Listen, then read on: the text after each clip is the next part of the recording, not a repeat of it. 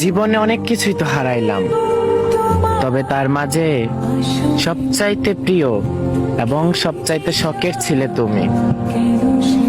গল্পটা হতে পারে অল্প, তবে মৃত্যুর আগ পর্যন্ত আমি ভুলবো না। এই পৃথিবীর বুকে কোনো এক ক্ষুদ্র মানুষকে ভালোবেসেছিলাম, তবে প্রতিনিয়ত তার কাছে আমি যা পেয়েছি, অবহেলা, লাঞ্ছিত, কষ্ট ছাড়া আমি আর কিছুই পাইনি। সে আর কিছুই দেয়নি আমাকে। তবে আমিও হাল ছাড়ার পাত্র ছিলাম না। অনেকটা চেষ্টা করেছিলাম, প্রতিনিয়ত চেষ্টা করেছি তাকে আমার করে নেওয়ার, তবে আমি ব্যর্থ। কেন জানেন? সে একটুও চায়নি আমার হওয়ার। সে যদি চাইতো, তাকে পাওয়া আমার পক্ষে এতটা অসম্ভব ছিল না।